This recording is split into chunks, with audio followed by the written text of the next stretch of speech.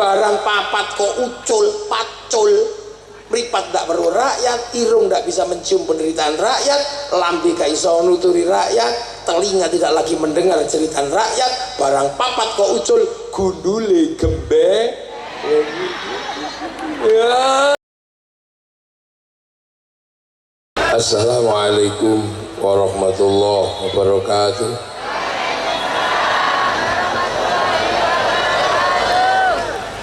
Bismillahirrahmanirrahim. Bismillahirrahmanirrahim.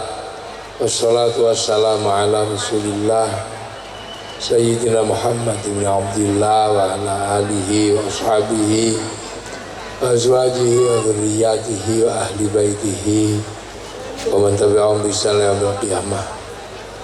Para alim, para ulama, para kiai, susipun Sohibul Bed Gus Hadi kakal hormati, pangarsanipun Gus Hasib, pangarsanipun Pak Wakil Gubernur, pangarsanipun Pak Menteri Pak Muhajir kakal hormati, Gus Dia, Pak Bupati, Gus Mizan, komplit kiai kabeh, putune Bapak Syariah, enten iki tentara. Para hadirin wal hadirat ingkang minulya, alhamdulillah. Niki acarane napa tadi? Khol. Lah. Niki dasi sapi, kula kirimi sapi, niki dasi. Nanti tahun ini kan kula tahu janji, so nekole Bapak Syariah mana cek sepi, tak kirimi sapi, ampun tak kirimi sapi ini keng Jogja nih, nanti niki dasi nih, kula niku sedih soalnya. Nah, ono acara saya kok gak ono panganane niku sedih. Napa malih niki khol sekaligus mulutan. Lho kudu ono panganane.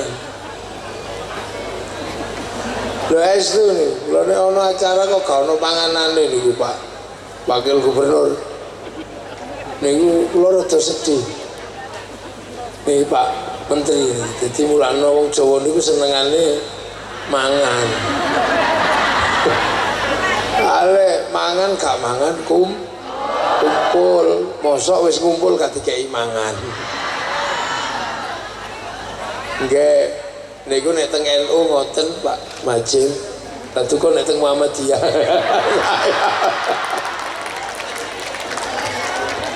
Nggih, iki terutama tradisi mulutan iki mesti ana khole, ana panganan. Dadi nek soalnya nopo? Niku tradisine para sahabat. Mangan niku lah tradisine para sahabat.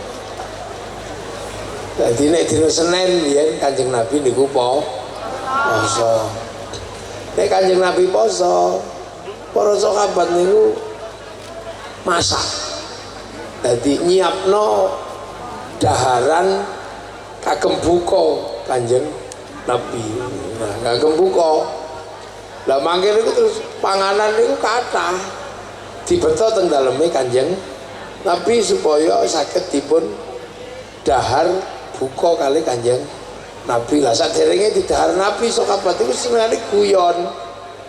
Kowe masak apa, Kang? Oh, aku masak gule. Lah sampean, oh aku rica-rica. Lah aku iki suwe gak mangan gule, aku kok njaluk gulemu ya. Nggih. Lah sing siji, aku kok njaluk satemu ya. Berarti sahabat itu delok panganane kancane apa masakane apa ngene.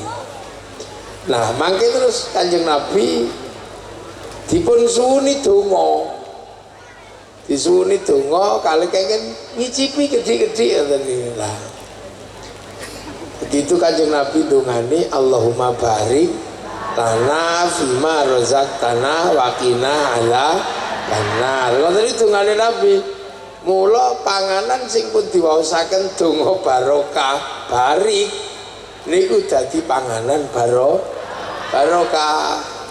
Nah, panganan barokah niku nek wis ditungani dadi daging, dagingnya daging barokah. Lah daging barokah niku mboten diobong kali geni neraka.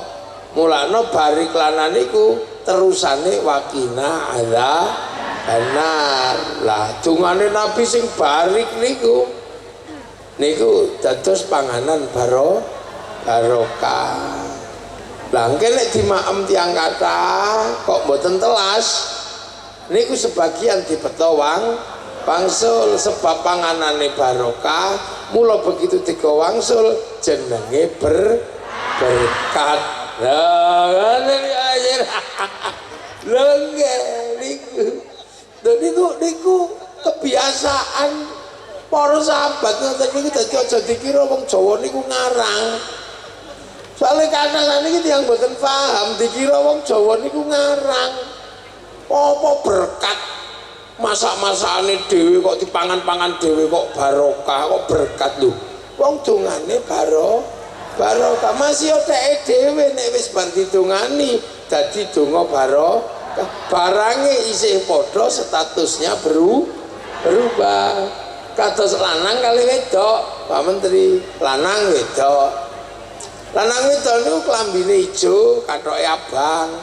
Sing lanang ya sing wedok klambine ijo, terus napa seweke abang. Budal teng KUA. Lah dateng KUA angkah tu wa zawajtuka qabil tu nikah barakallahu laka wa baraka alaika. Mula begitu medal king KUA barange tesih padha kathoke ya durung salin.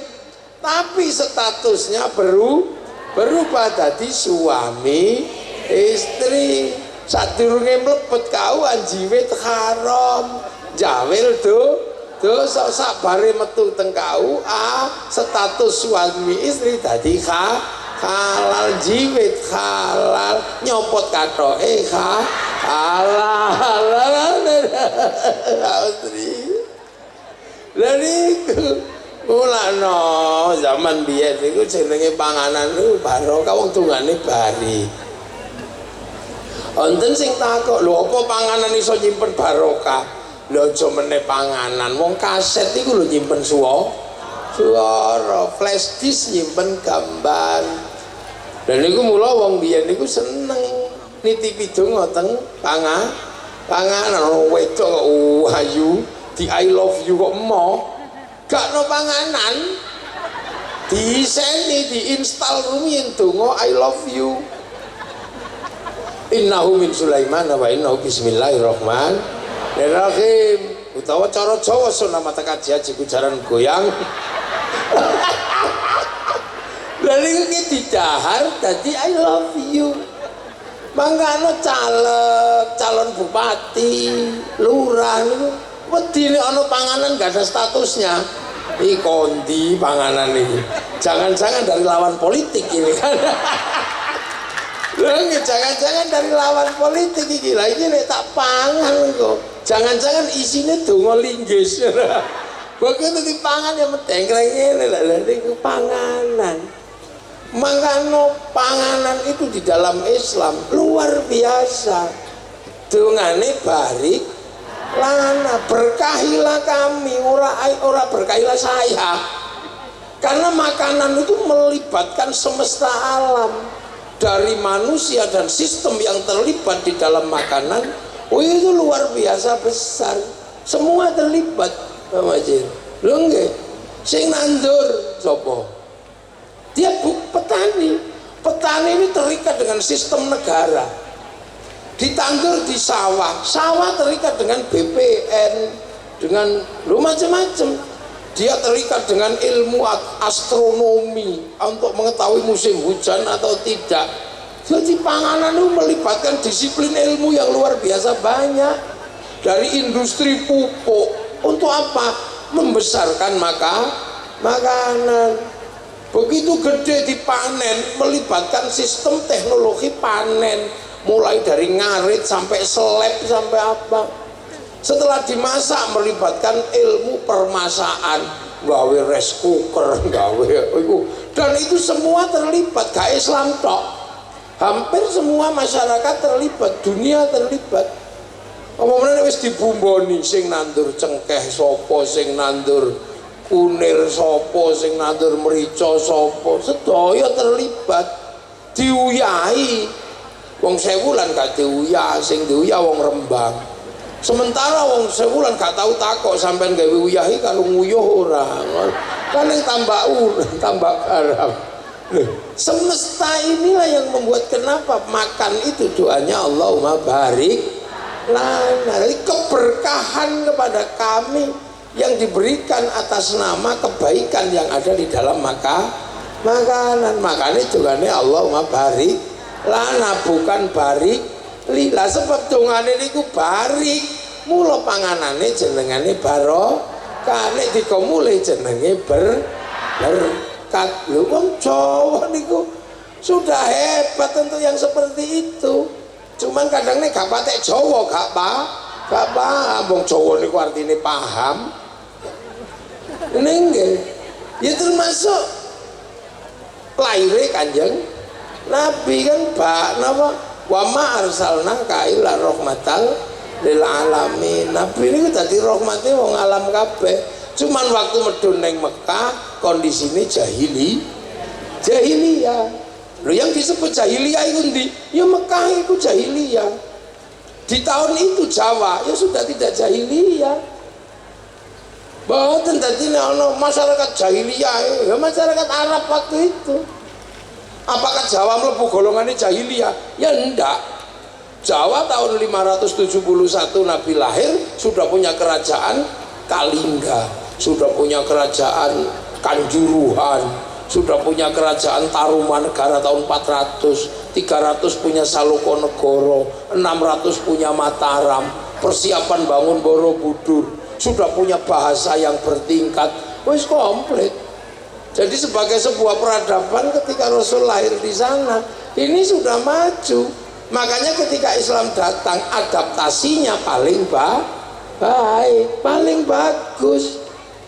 Adaptasinya paling bagus. Di Mekah masyarakat yang bisa memahami agama, masyarakat kota, masyarakat madani. Makanya kan masyarakat kota disebut masyarakat madani. Di Jawa sudah jadi kota-kota berperadaban, makanya ketemu klik ngono tok. Nah itulah yang menyebabkan ketika Islam berkembang keluar dari Jazirah Arab, yang ke Eropa di bawah panglima perang, yang nggak klik, menang-menangan, Allah Akbar, takbir, ya bubar. Yang ke Rusia juga sama, yang ke Cina dibawa oleh pedagang. Sahabat Sa'ad bin Abi Waqqas membawa tradisi berdagang. Masyarakat Cina sudah masyarakat pedagang, makanya sudah tidak ada istimewanya. Nah masyarakat Jawa kalau yang ngomong agama spesifik, agama itu dibawa oleh orang spesifik, namanya Brahmana. Kasta di bawahnya kesatria gak boleh ngomong agama, kasta wisya pegawai gak boleh ngomong agama. Jadi Pak Wakil Gubernur itu gak boleh ngomong agama karena pegawai. Nah apalagi sudra, petani pedagang gak boleh ngomong agama. Lah pedagang itu nggak boleh ngomong agama, wong pedagang sudra kok ngomong agama. Maka kalau secara epistemologi pengetahuan kok tiba-tiba ada penjelasan Islam disebarkan oleh saudagar, itu teorinya salah Pak Majid. Teorinya nggak bener. Jadi kan saya ngomong sama menteri, jadi enak. Sampean ngrungokno ngono tok, nggak apa-apa. Ini saya berdiskusi sama Pak Menteri yang kebetulan mengelola kebijakan negara. Jadi itu makanya Islam disebarkan bukan oleh saudagar kalau di Indonesia. Keyakinan para santri Islam disebarkan oleh wali. Lah kenapa wali? Wali itu makomnya Brahmana. Brahmana niku punya cakti, wali punya karomah. Nah itu makanya imbang, dua ini sama-sama la khaufun alaihim walahum yahzanun, karena punya kedekatan dengan Tuhan. Gitu. Nah, makanya santri Islam disebarkan wali, yaitu yang benar. Karena apa? Yang bisa ngimbangi Brahmana ya wali, podo sekti. Lah kenapa wali tidak mengajarkan pertanian? Jawa gudangnya petani. Kenapa tidak mengatakan ini Indonesia harus diajari berdagang? Yang Jawa itu budan perdagangan terbesar. Jung-jung kapal Jawa itu bisa berlayar sampai di ujung di ujung jalur sutra. Macetnya perdagangan Nusantara itu karena apa? Karena jalur perdagangan keluar dari tradisi maritim dikuasai Portugis. 1515 ketika Albuquerque menaklukkan Malaka, kita dikunci. Nah, tradisi itu menjadi semakin gila di zaman Belanda. Indonesia masuk Belanda, Singapura, Malaysia masuk Inggris, Traktat London. Traktat London. Makanya oleh Inggris, Singapura, Malaysia dikasih 1 jam lebih awal dari waktu Jakarta. Itu loh, panganan teko rame. Nah itu makanya Indonesia kalah 1 jam dari waktu Jakarta. Bursa efeknya buka 1 jam lebih awal daripada bursa Singapura dan daripada bursa Jakarta. Nah itulah maka perpindahan waktu dari Jakarta ke IKN adalah salah satu siasat untuk mengambil peran di dunia digital agar kita tidak ketinggalan waktu dari Singapura dan Malaysia. Ini kan persoalan negara. Gitu kan tepuk sing banter. Cuman sayangnya kita ini kadang tidak percaya. Milih presiden itu menghabiskan biaya triliunan. Terpilihlah satu orang dengan pilihan terbanyak Pak Jokowi. Tapi karena kadang kita itu iseng, lebih percaya sama Rocky Gerung. Orang yang nggak ada yang nilai, nggak ada yang apa, itu. Orang mau mengatakan Gus Dur itu kurangnya banyak, nggak apa-apa. Tapi Gus Dur pernah dipilih oleh orang se-Indonesia. Pak Amin walaupun hebat kayak apa, belum pernah dipilih menjadi presiden Indonesia. Lo kan gitu. Loh, sampai mau mengatakan Pak Muhadjir mau kurang pinter, kurang apa, beliau dipilih menjadi menteri. Lah kalau sampai lebih pinter, kenapa sampai nggak dipilih? Ya kan ini lah. Ini tradisi kita suka begitu. Jadi mengatakan bahwa kadang kita ini merasa lebih baik. Nah, negara itu seperti itu. Makanya waktu itu petani nggak boleh ngomong agama, ya wali. Lah cuman kadang orang bertanya, referensi wali ini dari mana? Kok bisa wali tiba-tiba membangun ini? Lah, wali itu kalau butuh sesuatu itu nggak pakai referensi, Pak Majid. Wali itu download. Loh, wali itu download. Allah ini kan punya sistem cloud itu di langit itu, pusat data kan, punya cloud, hard disk gedenya itu, cloud itu. Cloud inilah yang oleh orang Yahudi Nasrani disebut tabut Sulaiman, yang oleh orang Yunani disebut kotak Pandora, yang oleh orang Jepang disebut kantong Doraemon, yang oleh orang Islam disebut Lauhil Mahfuz. Ini cloud, pusat data. Nah wali-wali itu kalau mau nengok pusat data itu download, browsing. Browsing nek ngene tok. Qalu rabbuna Allah tsumma istaqamu tatanazzalu alaihimul malaika alla takhafu wa la tahzanu. Ini saya Allah ya Allah, download. Bapak Syariah download 7 tahun. Kewili itu di sini download. Nabi Ibrahim download, Nabi Muhammad download, Syekh Abdul Qadir 25 tahun download begini. Makanya wali-wali itu nggak pernah takut apa-apa karena tahu program dunia la khaufun alaihim wa lahum yahzanun. Maka wali-wali itu paketannya besar, paket datanya komplit karena downloadnya serius. Makanya wali-wali itu wifi-nya hidup. Lah kita kalau dijak download tidur. Makanya kita nggak punya wifi. Ibarat kartu, kita nggak punya paket data. Mau kirim gambar, mau kirim browsing apa susah kalau nggak punya paketan. Tapi masih bisa hidup kalau cari paket gratisan. Kemana? Ke warung, free wifi, .co.id.co.com.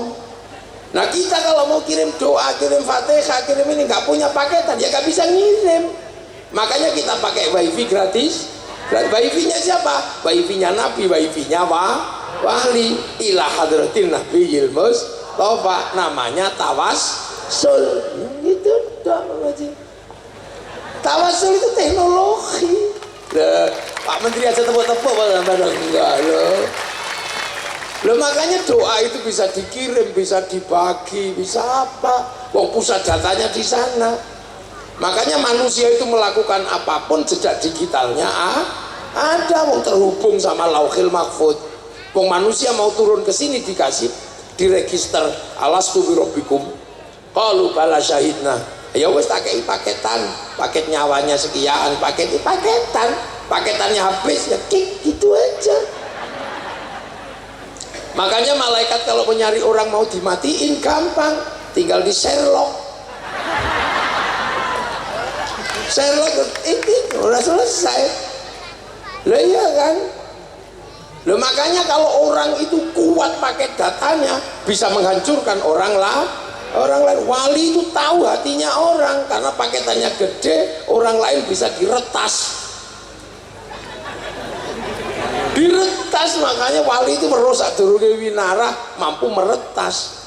Kalau mau menghancurkan batin orang dikasih program yang lebih besar, kekuatannya 1 giga, kirimi paket 5 giga, blank deh lah. Iku hang langsung jenenge santet itu. Nah, makanya kiai-kiai dari dulu itu ada tradisinya. Sudah kalau kamu kirim doa, kirim fatihah, sebut yang paket datanya paling gede, server utamanya Rasulullah. Ila hadratin Nabil Mustafa al-Jamil bil wa'adha yashhadu rajul wa yashhadu maghrib fi bariyah wa yashhadu bil awliya al-masyarik al-maghrib wa yashhadu bil qadir al-Jilani wa li abaina ummatina masyayikh majma'ul bab syariah wa al-jamal muslimin wa khusus ruhi Pak di waktul Fatihah but ngono langsung share it. Lah iya, ada yang nggak percaya, mosok dongo bisa dikirim, bisa dibagi. Ya orang nggak tahu ini teknologi ini. Jangankan Fatihah, sepak bola aja bisa dibagi. Satu orang nonton di Qatar, syuting, naikkan ke satelit, maka kemudian dibagi ke seluruh dunia, namanya siaran langsung. Bagiannya sama, dimanapun sama. Makanya kalau ada orang nggak percaya doa bisa dibagi, orang itu nggak punya TV.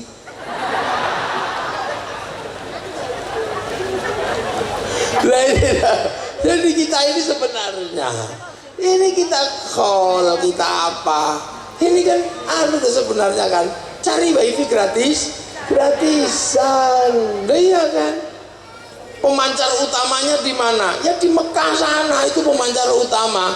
Awwala baiti wudi'a lin-nasi lalladzi bi Bakkah mubarakah. Makanya Nabi Ibrahim ketika kehilangan sinyal Tuhan, matahari apa bulan, ke situ cari sinyal, ke situ. Rabbana inni askantu min dzurriyyati biwadin ghairi dzi zar'in 'inda baitikal muharram rabbana liyaqimus sholata faj'al afidatan minan nasi tahwi ilaihim warzuqhum minas thamarati la'allahum yashkurun. Pemancar ditancapkan di situ, disebut makom Ibrahim. Kita di sini fawalli wajhaka syatrul masjidil haram.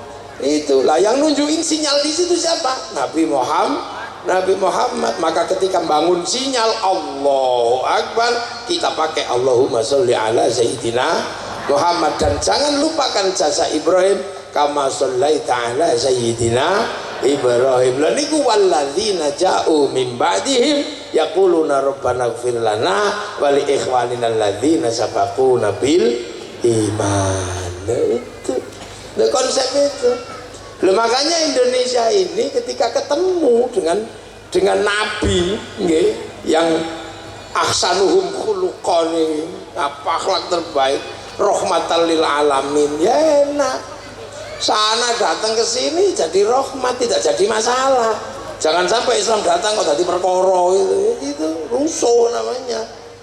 Makanya ketika Islam datang ke sini disebut tanaman kazar'in akhraja syat'ahu fa'azarahu fastaghladu fastafa'ala suqi yu'jibu zurra aliyaqidhu bihimul kufar. Ayat itu pertama wakafa billahi syahida, Rasulullah sendirian bersyahadat ya, Muhammadur Rasulullah, tapi nggak ada yang kenal di situ, makanya sendiri. Makanya disebut jahiliyah karena di sana nggak ada yang kenal. Karena apa? Mekah tidak punya tradisi Nabi karena nggak punya kitab suci, dia penyembah berhala. Yang punya tradisi kitab suci itu di Filistin sama Madinah. Makanya orang Mekah ketika dikasih Nabi nggak tahu, taunya dukun. Jadi makanya orang sana jahiliyah. Jadi sekali lagi yang disebut jahiliyah orang sana, bukan orang sini. Yang dikafir-kafirkan sama Allah ya orang sana, bukan orang sini. Ini kan harus dipahami, ini problem apa sosiologinya. Nah orang sana nggak kenal Nabi, makanya begitu ada Nabi diusir karena mengajarkan ketuhanan yang bagi mereka aneh. Tuhannya satu padahal di sana tradisinya banyak. Sudah gitu disuruh wudhu padahal di sana nggak ada air. Mau diminum aja susah suruh wudhu, apalagi suruh jinabat tambah sulit lagi. Orang sini jinabat gak ada masalah, air banyak. Di sana diminum aja susah suruh jinabat, padahal mereka bisa jinabat semalam 8 kali, ya susah. Makanan gak ada suruh zakat, udah tahu panas suruh puasa. Loh ini kan sulit bagaimana untuk menerima itu. Makanya Nabi sendirian, Rasulullah sampai ketemu walladzina ma'ahu, siapa? Sahabat. Makanya sahabat itu ya orang Mekah, namanya Abu Bakar, Umar, Utsman. Gak ada sahabat tuh namanya Joni, itu gak ada. Mukidi gitu ya gak ada. Iya sahabat ya itu. Nah walladzina ma'ahu itu asyidda'u alal kufar. Lah kufar itu ya orang sana, Abu Jahal, Abu Lahab, bukan orang Jawa yang disebut kafir itu. Maka jangan ngafirin orang Jawa, wale kamu. Sampai akhirnya ketemu resolusi ruhama ubainahum, ketemu resolusi, mulai paham. Karena ada Warokoh bin Nufel yang menjelaskan bahwa itu Nabi, orang Nasrani. Ada Bukhaira yang orang Mekah sendiri nggak kenal Nabi, makanya diusir. Ya kayak orang sini lah kenal kiai, makanya saya nggak terlalu khawatir datang ke sini. Wong sudah kenal kiai, karena sebelumnya sudah diajari Bapak Syariah tentang sosok ulama. Saya datang ngejak salaman, harus nyubit barang. Ini coba bokong lah. Itu karena kiai sudah diajarkan, jadi jangan terlalu sombong. Saya kiai hebat. Ya kenapa? Ya karena orang sini sudah dikenalkan tentang kiai. Coba kalau orang sini nggak dikenalkan tentang kiai, nggak kenal. Seperti pedalaman Irian itu. Kalau lihat saya, pasti mereka guyu dok. Oh ini mesti tim pemburu babi kan gitu. Jadi kita ini kadang terlalu iseng membaca sirah nabawiyah, kita mengutuk Abu Jahal, Abu Lahab. Jangan-jangan waktu itu kalau seandainya kita hidup bersama Rasulullah, kita rombongannya Abu Jahal. Makanya tenang aja. Itu cara membaca historiografi, baca sejarah. Sampai resolusinya ketemu. Ruhama ubainahum tarahum ruka'an sujada yabtaguna fadlan minallah wa ridwanan simahum fi wujuh min athari sujud. Ya udah selesai kodifikasi. Habis itu nopo? Matalum fit Taurat wa matalum fil Injil kazar'in. Islam itu sudah digambarkan di Taurat, digambarkan di Injil seperti tanaman. Maka kunci keberhasilan Islam dimanapun adalah bagaimana cara menanam. Makanya orang Yahudi, orang Nasrani kalau mau menghancurkan Islam gampang, hancurkan cara menanam. Makanya tanam dengan cara Indonesia. Kalau ditanam dengan cara Arab ya nggak masuk dong tanah Indonesia. Makanya kayak saya ini ditanam di sini, kasih nama Kiai. Karena sebelumnya orang sini tahu hebat itu Kiai, tapi harus ingat Kiai itu bukan cuma manusia. Ada kebo Kiai Slamet, ada tombak Kiai Pleret. Maka kiai harus ngerti teman-temannya. Makanya kalau bulan suro keris kiai tumbak kiai sengkelat minta dimandiin, ya harus dimandiin sebagai sesama teman, mandikanlah kan gitu. Lah ya harus paham. Iya, karena kita ini yang paling utama namanya kiai haji. Kiai-kiai yang lain sudah kita kalahkan, masuk jalur atas juga gak didusi. Nah iya kan, Allah sampai di sini tanam sini pangeran sama orang Sewulan disebut sing ngecat Lombok. Nabi kanjeng Nabi sholat sembahyang gitu. Akhirnya nggak ada masalah karena orang sini sudah ngerti sembahyang, ngerti langgar, peradabannya sama, lebih maju. Ya sama kayak sekarang kalau orang nggak paham pasti marah. Itu orang Jepang kalau datang ke sini ngamuk dia. Karena di sini yang namanya RE King disebut Honda. Hondamu apa? Mio. Ya ngamur. Ini ngawur ini. Ini bid'ah ini pasti begitu. Wong ini mau Yamaha kok Honda. Sampai di sini apapun minuman botol namanya aku seluruh pembalut softtek di sini itu. Seluruh makanan instan namanya sarimi. Maka nggak usah marah. Iya kan, kalau lebaran nggak usah emosi. Ya, kalau lebaran jangan emosi. Karena kalau lebaran seluruh makanan bungkusnya konguan. Begitu dibuka isinya renggi. Ngono nek gak paham ora Jawa. Makanya wong Jawa itu wong sing gampang paham. Makanya kiai yang ngerti, kalau ustad belum paham karena dia durung Jawa. Apa meneh sing rung rabi karo wong Jawa, kok tambah ra patek paham Jawa. Lho ngono. Kanca-kanca FPI ora patek Jawa iki. Kanca-kanca Wahabi ora pati Jawa.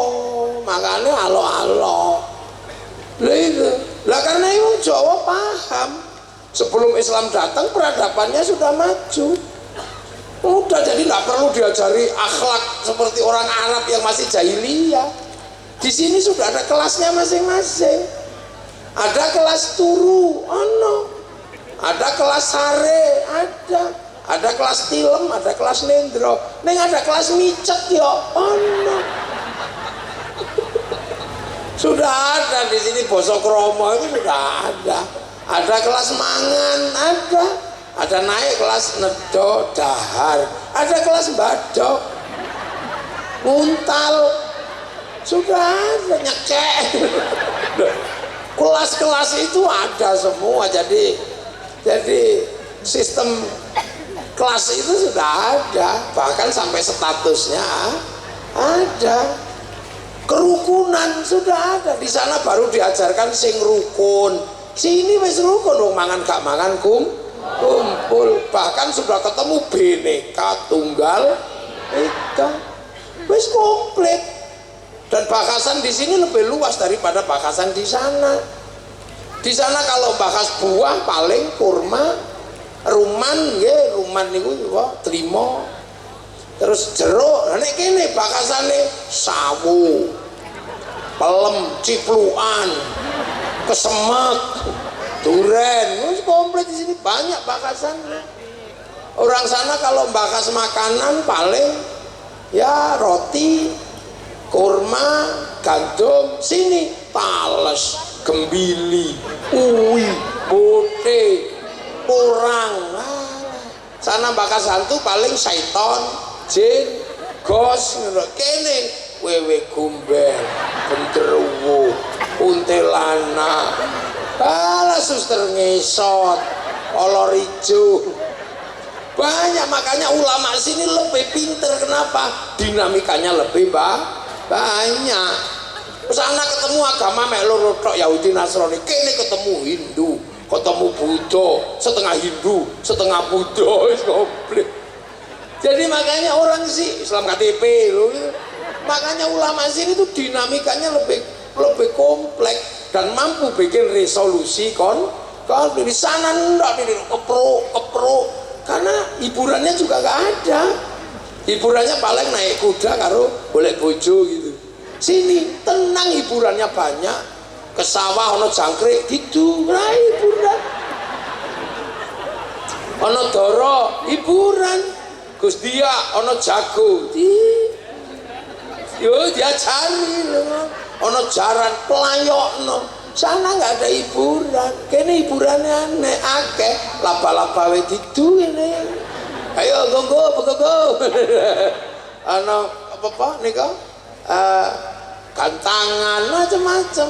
Ono suket ditekoni diduduk ngono. Ono godhong lamtoro talene duk menang-menangan lho. Sini hiburannya banyak, bengi-bengi ning sawah nyuluh welut. Hiburan tok ning ngene. Makanya tidak semata-mata urusan moral sini. Hiburannya akeh. Lalu wong kene niku enak, ndak perlu ribut. Nah, dikit-dikit ribut di sana bakasane akeh.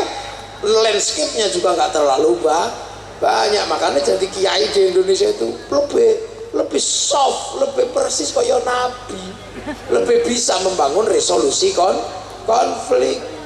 Karena apa? Hal-hal yang bersifat yang lain sudah bisa dilewati karena alam menyediakan. Makanya orang sini yang harus yang diinginkan cuma satu, apa? Anitum harisun alaikum bil mu'minina raufur rahim. Jadi nyontoh Nabi itu karena keinginannya. Nah itulah makanya para wali ketika mempertemukan Islam dengan orang sini enak, sudah rukun, sudah apa. Maka pilihan tersulitnya adalah apa? Mempertemukan Islam agar tidak memecah belah kekuatan Nusantara. Konsepnya kafir, oh masalah ini kafir. Ya tepu, oh sih banget Pak Menteri itu buat tepu. Lu kalau kafir masalah. Makanya ketika satu ini berbeda-beda, oh gimana? Oh Nabi punya konsep. Apa konsep Nabi? Kullukum ra'in wa kullukum mas'ulun an ra'iyati. Kalian semua para pemimpin yang harus hidup saling bertanggung jawab antara yang mimpin dan yang dipimpin. Akhirnya konsep itu dimasukkan kepada orang Nusantara yang berbeda-beda tapi tetap satu jua. Maka konsep ra'iyah masuk ke Nusantara dan diterima oleh kita yang raja, hamba, semuanya patuh. Kawulo jadi kulo, hamba saya. Nah itu abdi, ulun, semua masuk dalam konsep ra'iyah itulah yang diserap ke bahasa kita menjadi rakyat. Jadi ra'iyah itu bukan people. Kalau people itu vox populi, vox dei, suara mayoritas, suara Tuhan. Begitu dia mayoritas mengatasnamakan Tuhan menjadi kekuatan diktator mayoritas. Kita bukan proletar, kita bukan komunis. Kalau proletar ngumpul namanya diktator proletariat. Maka semayoritas apapun kaum muslimin dengan konsep ra'iyah tidak akan pernah menjadi diktator mayoritas. Nah itulah satu-satunya negara muslim dunia yang sanggup mengambil kalimat ra'iyah untuk konsep warga bangsanya hanya muslim Indonesia. Karena lihat, makanya ra'iyah itu kalau kumpul namanya musyarakah, masyarakat. Ini masyarakat kalau berbeda paham, wasyawirhum fil amri, lahir konsep musyawarah. Karena yang nata para wali maka teritorinya disebut wilayah. Al-wali al-wilayah.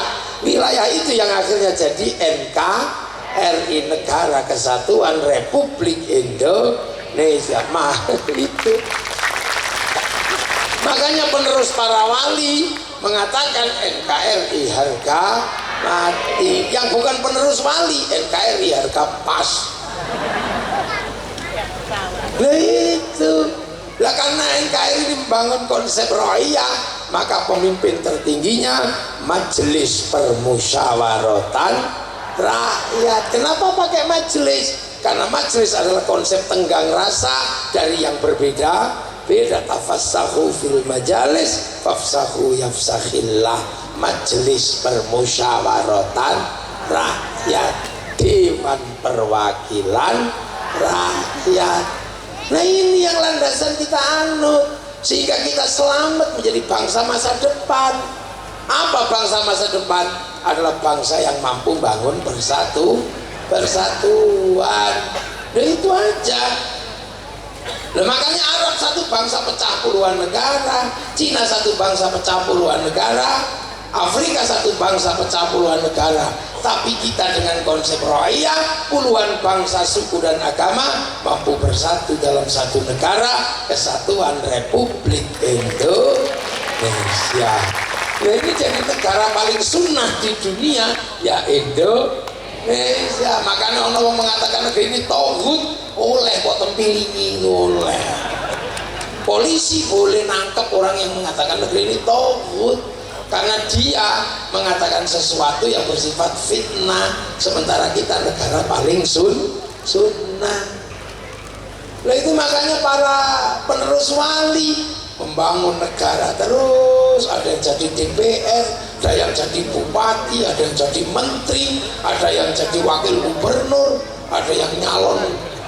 Pokoknya yang penting ini bagaimana kita mempertahankan nilai persatuan yang dibangun oleh konsep kenabian.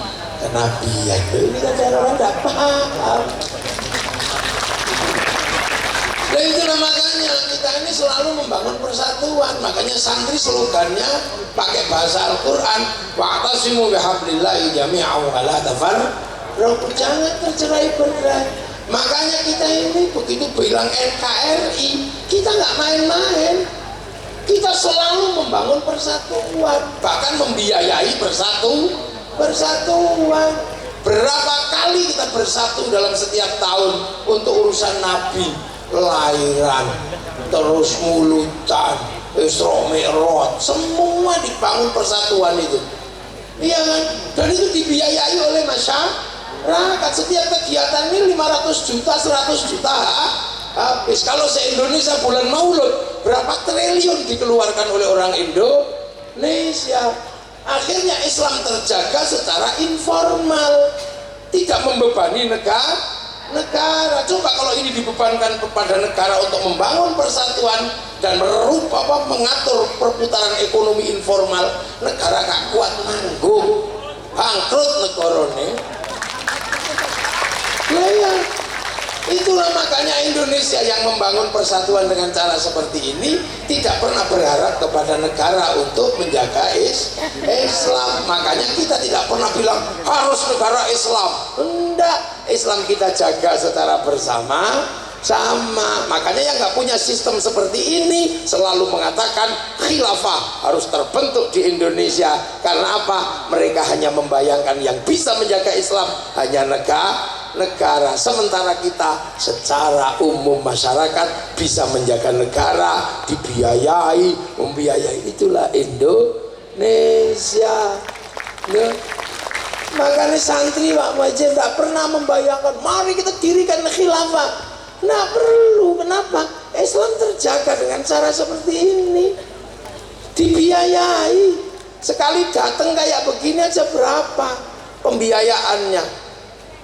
Loh, dan berapa roda ekonomi yang diputar seperti ini? Berapa? Semua habis di sini setiap tahun.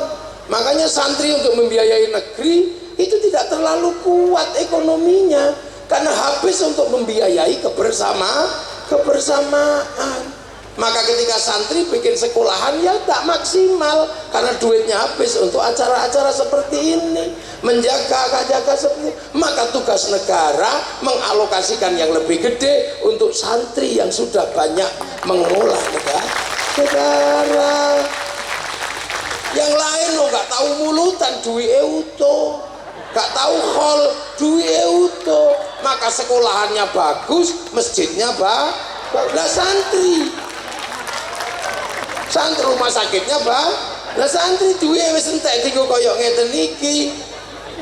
Makanya kewajiban negara untuk memberikan timbal balik, gitu. Kasih fasilitas lebih. Kalau tanpa seperti ini habis kekuatan negara, ruang persatuan terjaga. Lu coba karo donga kiyaine tok sing donga, santrine amin. Pokoknya amin. Nek kepegelen Amin.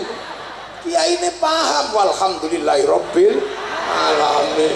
Begitu sing donga banyak diajak ke alun-alun Medion, namanya istighosah kubra. Begitu sampai sana, yo bakul tahu jualan, pelalon berjalan, es teh jual, sprite semua berjalan. Roda ekonomi berputar, pasar bergerak, sektor informal berjalan. Loh ini sholawat yang tadinya sendirian, ya Rasulullah salamun alaika, deng ono sing ya Nabi salam alaika, ya Rasul salam alaika, anglia numpak. Begitu banyak yang ingin sholawatan, diajak ke alun-alun, namanya Madiun bersolawat. Wah, kalau sudah sampai sana laku semua. Yang punya son-sonnya laku, yang punya syuting-syutingnya laku. Pom bensin terserap untuk beli bensin angkutan motor, mobil. Sampai di sana orang jual spanduk laku, jual slayer laku, sampai gagang pancing laku. Loh, ini kekuatan ekonomi rakyat yang luar biasa. Persatuan terjaga, ekonomi berputar. Padahal mestinya itu tanggung jawab negara. Tapi negara biar ngurus yang lain, kita urus persatuan, kita urus kebersamaan. Kenapa? Tinggalane poro wali ini main. Nah yang datang Habib Syekh, ya ya kain putih laku semua. Nah sing teko mafia sholawat kain hitam laku semua. Segala yang ada dalam hidupmu cos. Loh, ada orang mati, kita kumpul, terjaga kebersamaannya. Coba kita bisa bayangkan 3 hari, 4 hari sampai khol. Kalau sudah khol gini kepala sapi laku lah. Semua bisa terakomodir, gitu kan? Terus nanti setelah 7 hari khol, terus ziarah ke makam para leluhur, bis pariwisata laku, elep laku, sampai di makam wali jual nasi laku, jual katok laku, sampai copet bisa hidup di makam para wali. Itu coba kalau negara yang nanggung bangkrut, kukut rungkat. Coba lah itu sampai di makam. Coba kalau di makam Bapak Syariah itu la ilaha illallah, la ilaha illallah. Ini belum selesai, sak rombongan teko meneh sallallahu makam. Ini belum selesai, satu rombongan datang lagi, ila kadratin nabiyil mustafa mukamatin sallallahu alaihi wasallam Fatihah. Ora ono sing komplain yang fasih ndak, gentenan enggak, biasa aja, ganti bareng ngawiti ingsun lara syairan iki rung rampung wis. Ibadallah rijalallah aghizuna li ajlillah kunu'a lana lillah sanaqdha lillah. Arep nyontoh Habib Syekh kaiso.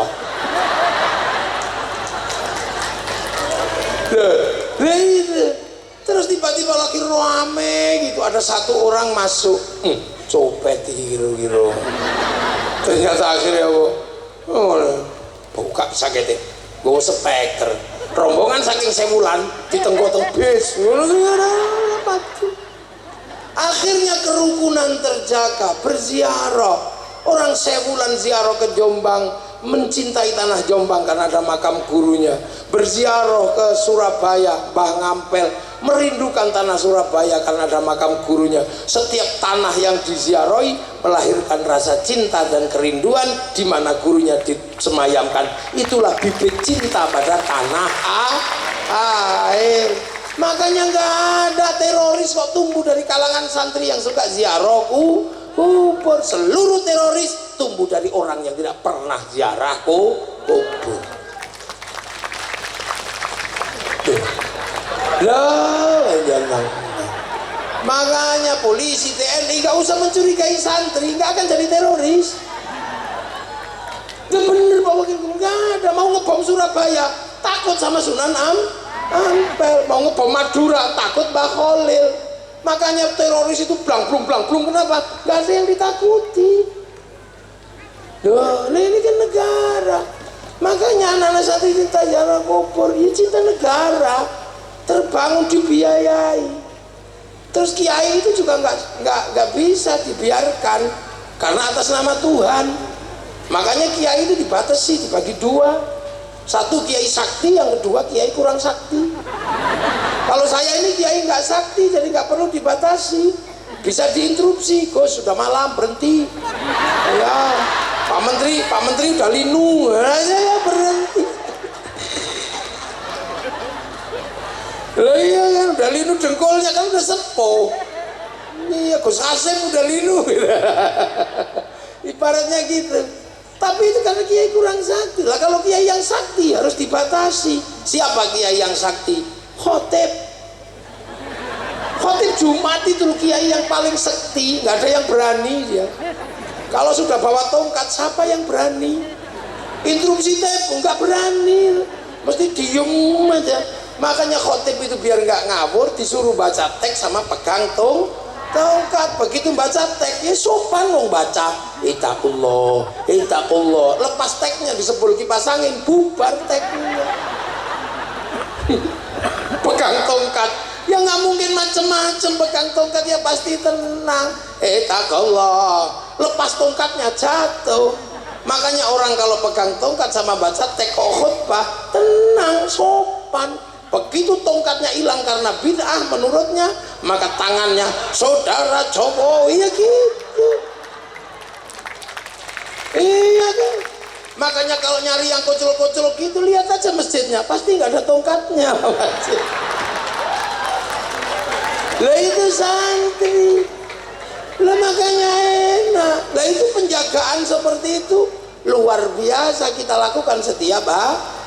Forum informal selalu berjalan, ruang ekonomi berputar, edukasi di luar edukasi resmi berjalan. Negara tinggal pesan mau ngomong apa, pesan aja sama kiai. Kiai ini anti terorisme harus digalakkan. Kiai ngomong semua tentang terorisme. Akhirnya selamat bangsa ini. Arab Spring menghancurkan semua negara hanya karena satu bendera, karena semua tidak ada yang menjelaskan ini bendera tauhid, ini bendera Nabi. Semua tertipu, semua terkecoh. Sampai di sini bukan, itu bendera Hizbut Tahrir. Oh ini bendera Nabi, kamu kalau anti ini anti la ilaha illallah. Enggak, wong aku tahlilan ya la ilaha illallah. Aku itu loh anti bendera PKI Palu Arit, tapi kalau ke sawah tetap pakai arit, pergi nukang tetap pakai palu gitu. Selamat bangsa ini, wong kiainya santai jawabnya. Awas lagunya Haddad Alwi itu lagu Syiah, Ummi lagu Syiah. Halah gitu aja kok Syiah. Indonesia yang lebih serem dari itu ada apa? Indung. Doa Siti Aisyah mandi dikali rambutnya basah, tidak sembahyang, tidak puasa, dalam kubur mendapat. Kok pakai nama Siti Aisyah itu?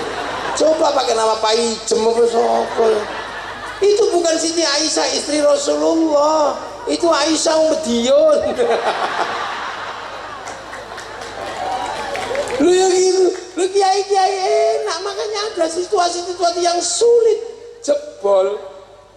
Itu di Suriah cuma satu orang yang berani ngomong, Syekh Ramadan Al-Buti, habis. Di Libya yang ngomong cuma Muammar Gaddafi, habis. Di sini kiai sampai kampung-kampung ngomong semua tentang negara. Makanya situasi tersulit ketika kita punya tradisi ngumpul adalah ketika terjadi corona. Pesen kiai enak, yai nggak usah Jumatan. Besok gak Jumatan ya? Enggak. Alhamdulillah libur. Besok nggak usah tarweh ya? Enggak. Para hadirin, ini ini kita sampai di zaman digital milenial. Milenial killing everything. Para hadirin semua, orang milenial hidupnya cuma dari dua hal, dari mulut dan dari jempol. Makanya mulut milenial gak bisa ditahan, bisa ngomong apa saja karena medsos memungkinkan untuk itu para hadirin. Yang kedua, dosa manusia bisa terbuka karena punya jempol. Dia bisa buka apa saja menggunakan jempolnya. Maka jempol dan mulut diazab oleh Allah. Turunlah corona. Mulut harus pakai masker, tangan harus pakai hand sanitizer. Betul? Betul. Padahal kiai ini ngarang. Loh, akhirnya bangsa ini selamat gitu loh. Ya Allah, mek ngono tok beres. Coba kalau nggak ada ruang informal seperti itu, maka jangan pernah membayangkan di negeri ini kalau kemudian ini dipisah-pisah, doa sendiri, apa-apa sendiri, bangsa ini tidak punya kekuatan persatuan, tinggal menunggu kehancuran. Makanya santri-santri yang sibuk ngurus negara dengan cara seperti ini tidak mampu bikin sekolahan bagus, tidak mampu bikin rumah sakit bagus. Tugas Pak Wakil Gubernur dan Pak Menteri untuk menyempurnakannya. Iya, jangan yang tidak ikut jaga negara dibiayai terus.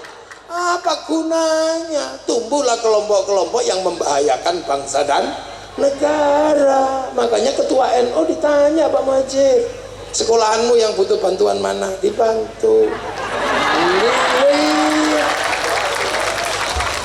Loh, ya pasti saya udah paham mau penjenengan itu kan wong NU. Enggak loh, telah saya bulan mana? Loh itu ini negara. Kalau tidak dilakukan itu, maka kemudian akan ada ketimpangan. Yang cinta bangsa dan negara tidak punya pengetahuan pendidikan, yang punya pengetahuan pendidikan tidak punya rasa cinta pada bangsa dan negara. Dan itu beresiko pada apa? Pada sebuah sistem bersama yang namanya negara bangsa yang hari ini kita miliki, Indonesia. Satu-satunya ruang negosiasi besar di akhir zaman yang mampu mempertemukan semuanya adalah negara. Dan negara ini harus aman.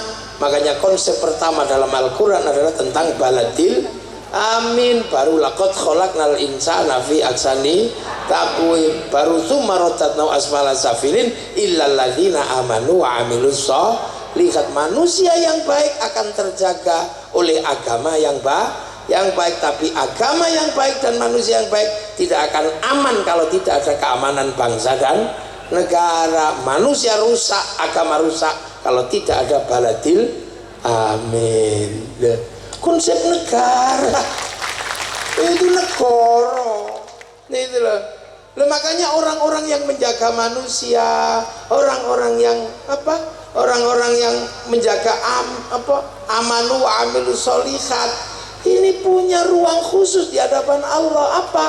Falahum ajrun ghairu mamnun, dapat pahala yang tidak akan pernah berhenti.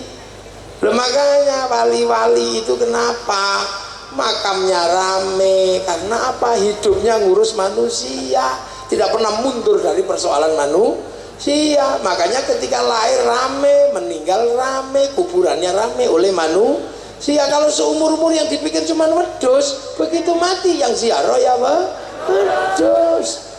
Nguyuh tok weduse lunga, makanya kuburan nggih. Laili falau majrun ghairu mamnun. Makanya ngurus manusia ini luar biasa. Nah itulah para wali. Lah Bapak Syariah bagian dari itu. Makanya Bapak Syariah punya ruang publik yang demikian gede ketika hidup sampai meninggal. Ya jangan salah, kalau anak cucunya mendapatkan barokah dari ruang publik yang dibangun oleh para pendahulunya. Karena orang-orang soleh itu punya warisan kebaikan. Buktinya apa? Loh, Nabi Musa sama Nabi Khidir. Nabi Musa sama Nabi Khidir itu ribut. Ada anak kecil dibunuh, ada perahu dibolongi, ada minta minum di kampung nggak dikasih, tapi malah bangun rumah. Nabi Musa, ya Khidir, engkau ini diminta minum aja gak dikasih, ngapain bangun rumah? Kamu gak ngerti Musa, bahwa di dalam tanah yang rumahnya roboh ini ada tinggalan orang tuanya dulu. Sekarang anaknya kecil-kecil, itu jatahnya dia. Lah orang tuanya statusnya apa? Wa kana abuhuma sholihan. Makanya orang-orang soleh itu didoakan semua. Orang mau NU mau Muhammadiyah sama-sama mendoakan orang soleh. Wa ala ibadillahis sholihin. Mau berawal dari Allah, dari at-tahiyatul lillah, at-tahiyatul mubarakah, nggak berani meninggalkan wa ala ibadillahis sholihin. Makanya orang soleh itu dapat pancaran doa seluruh dunia. Makanya orang soleh itu instalasinya bisa dinikmati orang sekitarnya. Iya, orang sekitarnya bisa menikmati pancarannya orang soleh karena diinstal oleh jaringan yang nggak kelihatan dari setiap orang yang menyebut wa ala ibadillahis sholihin. Maka berada di sekitar orang soleh, hati kita menjadi tentram. Makanya tombo hati paling enak kumpuli wong soleh. Maca Quran angan-angan sakmanane angel. Salat wengi lakonono angel. Ayo petengiro ingkang luwe angel. Zikir wengi ingkang suwe angel. Paling gampang ngancani wong soleh udut. Ngancani wong soleh yo ngene karo kene iki bayai. Iki bayai kada dapat ayam. Makanya orang soleh itu nggak mau dia menjadi sebuah circle yang hanya sendiri. Maka circle-nya orang soleh diperbesar ketika doa bareng-bareng sampai barokahnya turun pada orang jual tahu, jual komplit. Dan itu adalah ruang yang tidak bisa difasilitasi oleh negara. Makanya itu kita lakukan, dan dari situ kita menjaga persatuan bangsa dan negara. Walaupun tidak ada investasi, artinya tidak ada lapangan kerja, kita masih bisa menjaga munculnya sektor informal. Informal pilihannya cuma dua, kalau nggak punya nyali ya kaki lima, kalau punya nyali maling. Tanya Pak Wakil Gubernur. Makanya investasi itu berhubungan dengan lapangan kerja. Lapangan kerja berhubungan dengan pekerjaan. Tanpa lapangan kerja informal itu pilihannya dua, kaki lima atau maling. Di Indonesia kaki lima tumbuh, maling tidak tumbuh karena kiai selalu berbicara innallaha ma'as-shabirin. Jadi kiai ini jangan dianggap sekedar hiburan. Enggak, ini dalam rangka kerja besar tentang nation state, tentang government, tentang state, tentang negara. Jadi ya makanya wali-wali ini melahirkan generasi yang seperti ini karena beliau pernah bikin wilayah. Nah, makanya sekarang bagaimana kita jaga agar anak-anak kita aman, kita selamat, kita menjadi manusia masa depan. Bangunlah rasa cinta pada bangsa dan negara agar semua terlindungi. Amerika kenapa bangkit? Karena dia bangun kecintaan pada bangsa dan negara. Hollywood setiap hari cerita tentang kehebatan Amerika, dari Wild West sampai The Last of the Mohican. Kalah dengan Vietnam bikin Rambo 1 sampai 6. Kalah dengan Cina bikin American Shaolin, American Kung Fu. Kalah dengan Jepang bikin American Samurai, American Ninja. Bahkan samurai terakhir dari Amerika namanya Tom Cruise dalam film The Last Samurai. Ya, Cina kenapa bangkit? Karena anak-anak dijaga rasa cinta pada bangsanya. Dia bangkitkan dari film ular putih sampai ular hijau, dari Sun Gokong sampai Wong Fei Hung. Dia bangun semua dari punya. Nah, kita nggak pernah menceritakan itu sama sekali. Seolah-olah kita ini bangsa underdog. Kita ini bangsa sama. Eropa punya kisah cinta Romeo Juliet, Cina punya Sampai Engtai, Arab punya Kais Laila, kita punya Ande Lumut. Le si ande lumut, temurunono putri. Putrine kang ayu rupane, leteng abang iku kang Bu ibu kula mboten purun, bu ibu kula mboten mudhun, nadyan ayu sisane si. Kau wae wong lanang iki pengen ngerti kuburane Yuyu Kangkang. Nanti aku tak tabarukan. Kok ana wong cek enake uripe icip-icip tok gak tanggung jawab ya. Lah kita punya. Le dole si ande lumon temurun ana putri. Putrine kang ala rupane kleting kuning. Bu ibu kula inggih purun, bu ibu kula inggih mudhun, nadyan ala menika kang putra suwun. Hebat lho andane lumeti. Masih mengkilat ngerti nek mustakmal.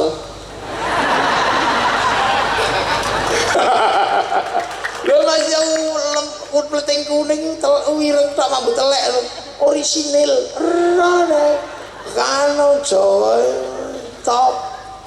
Lu semua punya kok, sana punya cerita ibu tiri kejam dalam Cinderella, kita punya bawang putih, bawang merah. Kono duwe cerita Samson, kene duwe Bandung Bondowoso. Kono duwe kewan ngomong kura-kura ninja, kene duwe kancil nyolong timun. Duwe. Sana punya alat musik terbang terbuat dari kayu kulit, gampang gawene. Eropa punya alat musik gitar kayu tali. Kita punya alat musik gamelan terbuat dari logam.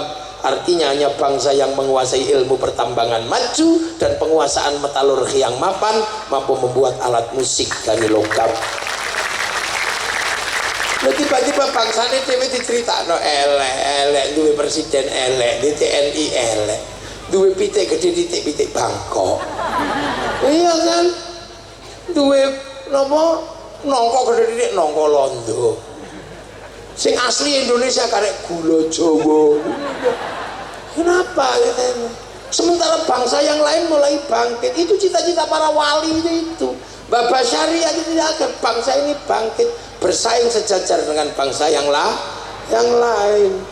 Nah, coba Jepang. Ini persis 30 September. Kita cerita tentang PKI karena memang pernah terjadi pembantaian antara PKI, tentara dan rakyat dan kiai. Diceritakan aja. Tapi Jepang punya pengalaman yang sama, konflik antara Tokugawa dan restorasi Meiji, pembantaian antar generasi. Mereka ceritakan itu dalam film Samurai X dengan tokohnya Rurouni Kenshin. Malaysia agar tidak mengulang konflik antar generasi, antar anak bangsa, diserahkanlah Malaysia pada si Upin dan si Ipin. Dia nggak boleh lupa ada anak-anak India, maka Upin Ipin kenalkan Charcet. Dia nggak boleh lupa ada anak-anak Cina, kenalkan Mei Mei.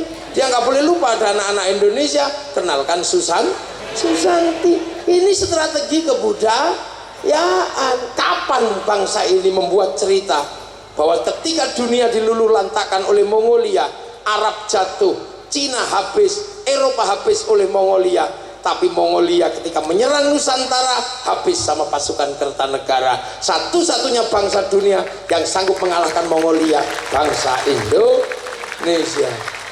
Makanya ojo ngejak gelut karo wong Indonesia, tukang gelut. Pemenang bediun. Lah iya SH. PKS apa PKS? IKS. Pakar Nusa, SHW pecah luru, SH Winongo, SH Teratai pecah luru meneh, Mas Topik karo Murjoko. Ngono, iki gek medhi untuk durung liyane. Makanya Indonesia itu jangan ojo digarai, terutama wong Jawa. Wong Jawa iki senengane ngalah. Engko terus ngalih, lah kayak ngamuk. Lho iya. Makanya ketika Belanda sudah melakukan hal-hal yang jahat, dilawan oleh orang Indonesia. Kalau Anda pengen ngerti, satu-satunya negara di dunia yang merebut kemerdekaannya dengan cara perang hanya Indonesia. Itu kan, ayo coba, satu-satunya negara yang merebut kemerdekaannya dengan perang itu hanya Indonesia. Lah semua mengalami itu. Setelah itu negara bisa produksi. Gitu loh, ini kan dunia. Malam ini di tempat saya ada konser Sepultura di Jogja, musik rock cadas. Nah dulu di saat musik rock cadas, kita pernah mencatat sejarah konser terbesar di dunia tahun 95, namanya konser Metallica. Itu di Moskow. Semua negara geleng-geleng karena menjebol perang dingin antara Amerika sama Soviet. Jebol semua karena musik. Semua datang ke Soviet di lapangan merah, semua nonton dengan gini-gini, 6 juta orang nonton konser itu, dan semua mengatakan Woodstock aja kalah, dan tidak akan pernah dalam sejarah konser bisa dikalahkan dengan 6 juta penonton. Tapi begitu musim corona, kalah sama BTS. Diajar sama BTS sekali konser yang nonton 100 juta orang. Seminggu konser 4 kali, sebulan 16 kali. Setahun tak hitung pemasukan untuk negara Korea dari BTS 1250 triliun. BTS tok dulu liane, ayo. Makanya kita ini punya kekuatan-kekuatan yang harus dihitung. Maka Pak Menteri saya pesan, bagaimana kita punya huruf dalam negeri yang disepakati dalam domain internasional yang bukan ABCD. Cina mendaftarkan hurufnya waktu algoritma disepakati di domain internasional, sehingga dia berani ngelawan Amerika, dia berani ngelawan Amazon dengan Alibaba, dia berani ngelawan WhatsApp pakai WeChat, dia berani ngelawan Facebook pakai QQ Runner. Kita belum bisa melawan itu. Maka ratusan triliun diambil oleh Facebook dan WhatsApp setiap bulan dari Indonesia. Itu duit semua Bapak aja. Nah huruf Jawa harus gitu, nanti password kita Belgedes gitu bisa. Kita bisa pakai password telek lantung itu bisa, silet brinte itu bisa lah, saya kita bisa lah itu. Maka negara harus hadir untuk hal-hal yang seperti ini. Ini tentang masa depan. Anak-anak kita ini semuanya akan bertarung di masa depan di dunia digital. Sementara dunia digital adalah dunia baru yang disebut millennial killing everything, pembunuh segalanya. Yang terbunuh oleh milenial sudah berapa?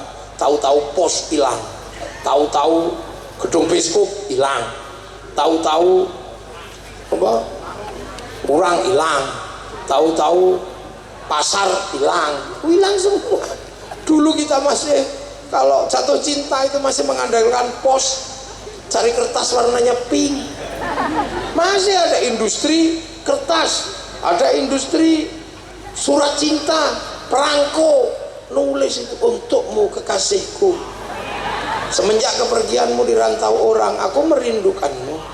Sepi kekasihku, setiap malam yang terpanjang hanya wajahmu. Malam hari ini aku masih tercium bau tubuhmu. Kekasihku, ini harus kita lewati sebagai ujian cinta kita demi masa depan kau, aku, dan anak-anak kita nanti. Tapi malam hari ini aku pun tahu kau sedang merindukanku, sebab angin berbisik mendesau membisikkan namamu di telingaku. Dan aku yakin malam hari ini kau dan aku sedang duduk di bawah sinar rembulan yang sama. Dariku yang mencintaimu. 4 kali 4 16. Sempat tidak sempat, harap dibalas. Itu.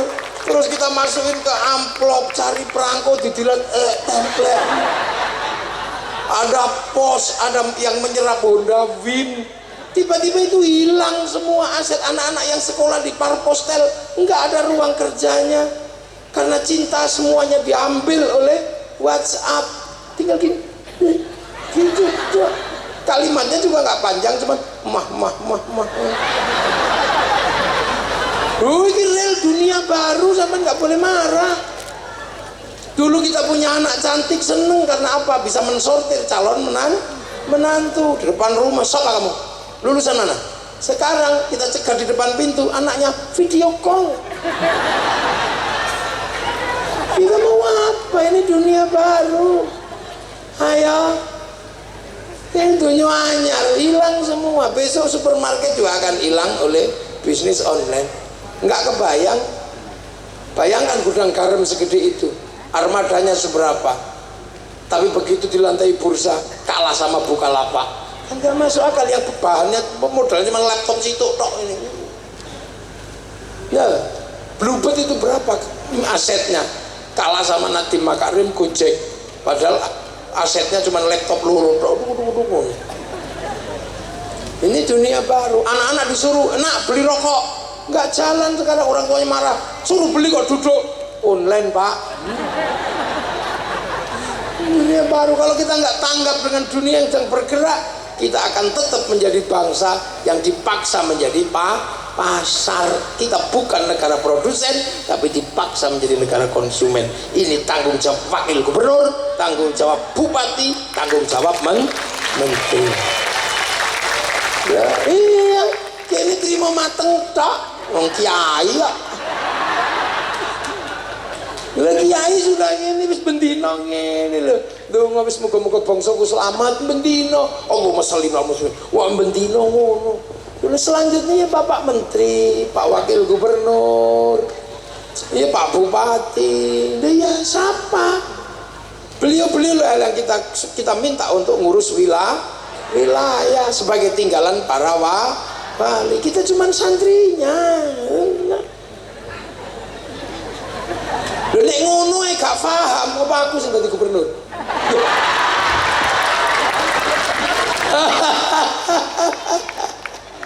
Paham, cuman kan bahwa hal seperti itu harus dikerjakan secara sistemik dan sistematis. Nah itu, makanya kepala itu menjadi penting. Makanya malam hari ini kita ngedep kepala kepala itu penting, ini simbol bahwa jadi kepala itu berat. Makanya dulu nenek moyang kita punya lagu gundul-gundul pacul, gundul sirah itu pemimpin duwe barang papat, meripat irung lambeku kuping, meripat nggo ndelok rakyat, kuping nggo ngrungono, irung nggo ngambus, lambe nggo nuturi.